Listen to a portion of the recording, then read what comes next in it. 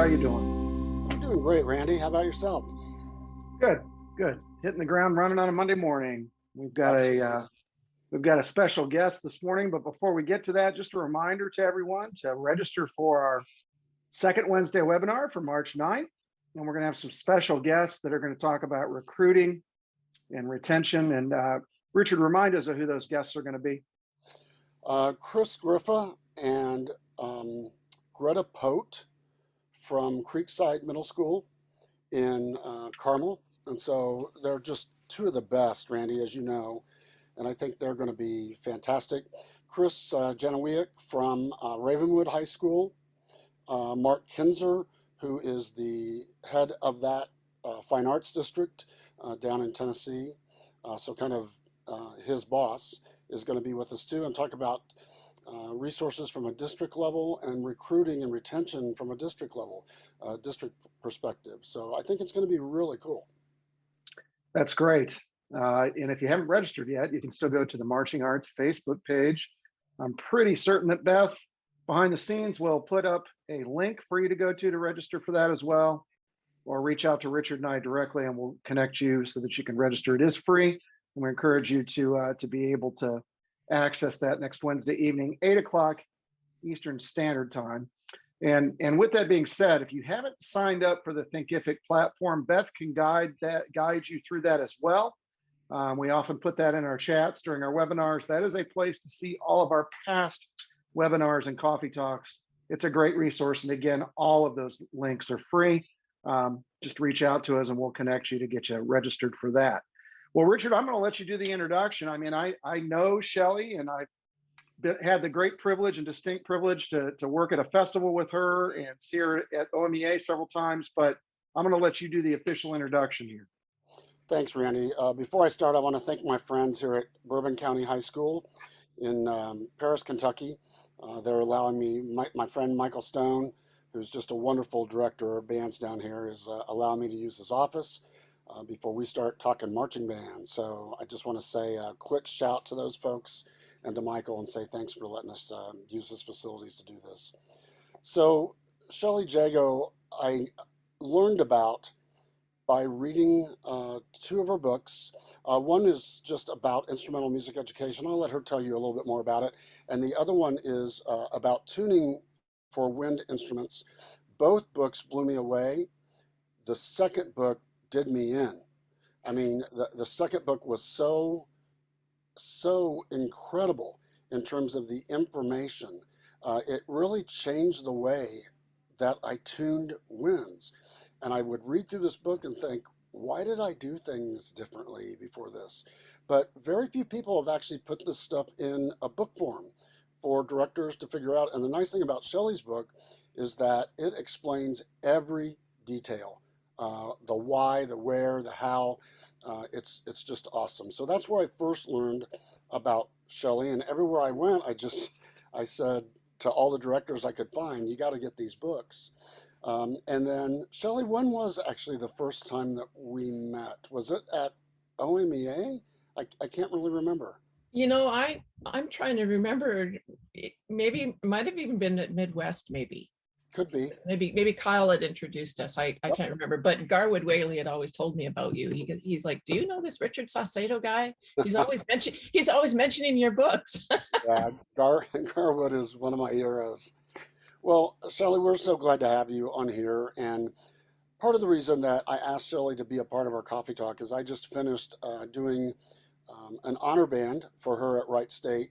And so I had an experience over there with my great friend Kyle Young from Carmel High School. We did a couple of the bands, and it was just a fantastic experience. And not only did I learn more about Wright State and their music education program, but I learned even more about how amazing an educator Shelly Jago is. So Shelly, tell us just a little bit about you, your background, maybe just the Cliff Note versions, and tell us a little bit about the two books and what you do at Wright State. I know that's a big question. Sorry. That's a big question.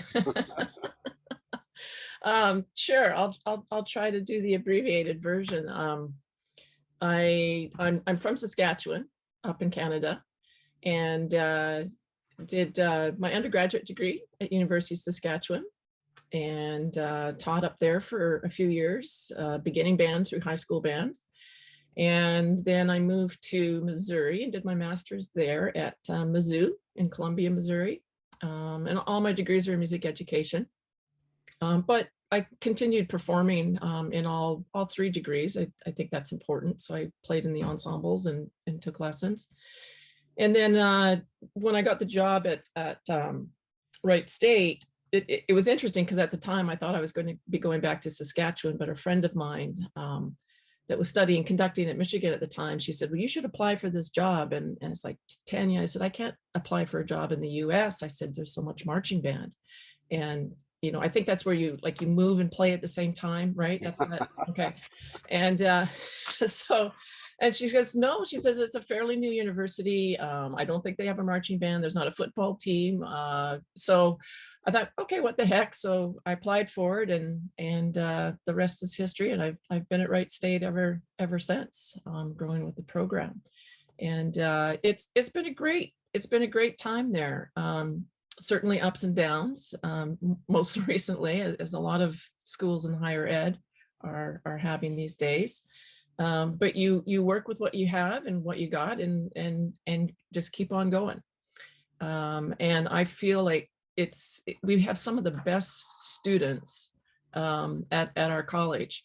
It's very affordable, and I think we have a dream team of music educators at Wright State.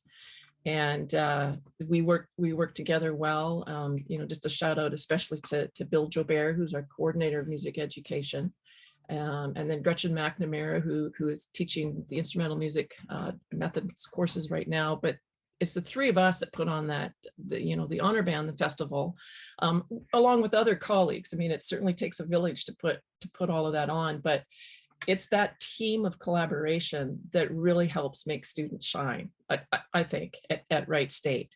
And they get individual attention. There's many opportunities for them to have performances in a smaller school that they wouldn't often have in a larger school, where typically your graduate students would be getting most of those opportunities.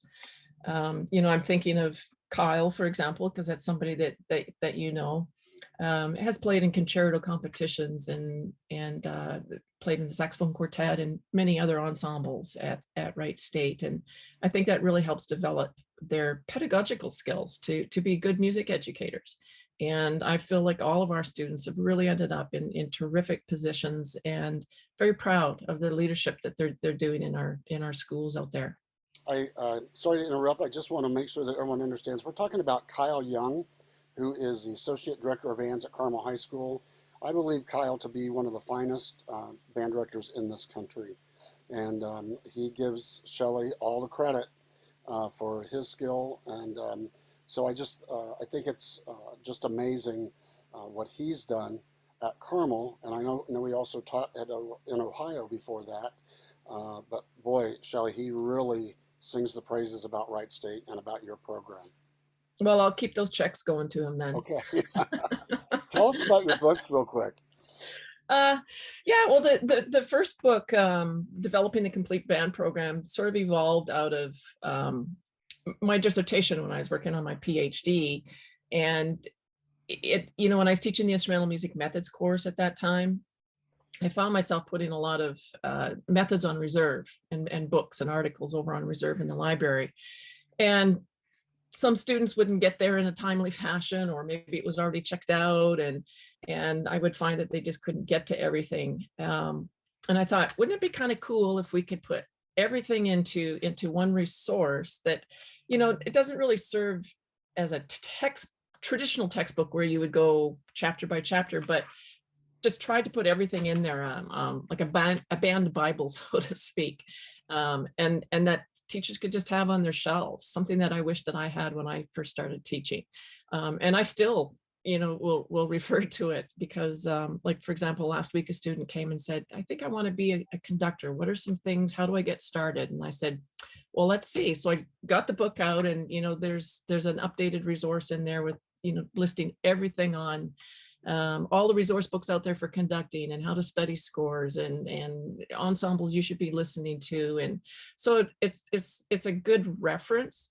And it also serves well to teach the instrumental music methods courses in an undergraduate curriculum as well. So, pedagogical methods, just went and studied some of the people like yourselves and studied some of the best teachers out there and how are they teaching these skills, and just tried to condense it and put it all into a resource that we could all steal each other's ideas and make our jobs easier. Well, the book is absolutely incredible. How about the tuning book, real quick? Yeah, the tuning book, when they had asked me to write, Meredith Music Publications at the time had asked me to, hey, would you put together a tuning book? The resources that are out there are a little bit old. And I thought, sure, how difficult can that be? So a few years later and a couple therapists later, I finally finished that book. It did me in too, Richard. But it was a fantastic journey because I mean, I learned a lot, and have changed ways that I teach intonation to the ensembles. And it's something that I'll travel with whenever I do, bands and ensembles, because my memory is not that good. But, you'll hear something now, and now there's a resource, for your primary instrument. It was always a little bit easy to say, hold on, saxophone, something's not right there. And you look down at the notes and like, you know what? Can you add your low B on that D, fourth line D, and all that. But with the other instruments, I was clueless. So now I'll just travel with it and I've got it. And it's like, okay, hold on just a minute, oboe, something's not working here. Let's try this fingering. And great, that worked. Pencil that in. Fantastic. Yeah, so it's just been useful that way. And I learned a lot by doing that. Well, I'm going to encourage everyone that's listening. And Shelley, just so you know, not just the people that are listening when we actually broadcast this, but it'll be in archives so they can watch it whenever convenient. So we're hoping that a lot of people will watch this. But I can't encourage the directors watching enough to get these books. They are absolutely amazing. They've changed the way I teach, and it will be so helpful as a resource. Randy, I've kind of monopolized this whole thing. I apologize. If you have a question for Shelley, go for it, please. That's quite all right. I think one of the things that I think about when I think of you, Shelley, as a teacher is that you're a learner.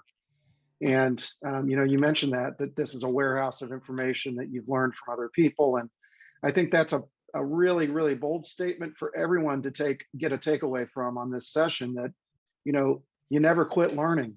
Richard and I have talked about that before, and it's, and stealing each other's ideas is a great thing, because we're all stronger together when we share our resources. We shouldn't keep them secrets.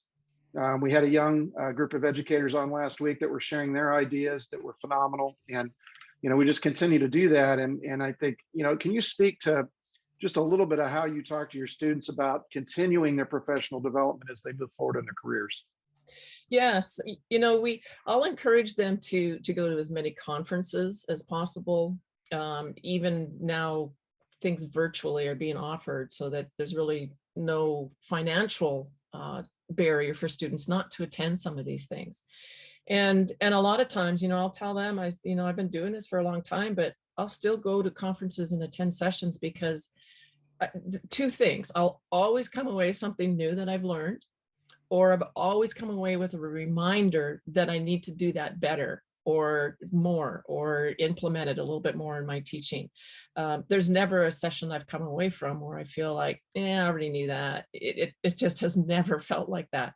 In fact, I think the longer I teach, the more I feel like, oh my gosh, there's just so much to learn, and how can I fit all this into one rehearsal and get all this knowledge inside the vessels of our students so that they never lose it. So, and I shared a story with them actually just last week. There was Leonard Slatkin, I think, was doing it. There was an online interview. I'm not sure if you guys had seen it. And so I was watching it, and I was looking at all the young conductors and music educators and musicians on there. And then lo and behold, I'm like, is that Bob Reynolds? I could see H. Robert Reynolds in one of the little Brady Bunch squares. And there he is, taking notes still, learning things. So I shared that with the students. I said, you never stop learning, and keep your eyes and ears open, because the best opportunities for teaching are right in front of you. Wow. That's Um, awesome advice. Yeah, that's great. just my last comment, Randy, and then I'll let you close it all out here. Sure. Those of you high school students that are looking to go into music education, take a look at Wright State. I'm telling you, I was blown away when I was over there, and I'm not sure there's a lot of people better that you could study with than Professor Jago. So check out the school, and thank you so much, Shelley, for being with us today. And I'll turn it over to Randy. Thank you, Richard. That's great. And when we're talking about acquiring knowledge, we've got the Conn-Selmer Institute coming up June 12th through the 15th at Bethel College. There's a virtual option. You can go to the Conn-Selmer education page. Beth will probably post a link here for you to be able to get more information about that conference and also register. And right after that is the Marching Arts Intensive.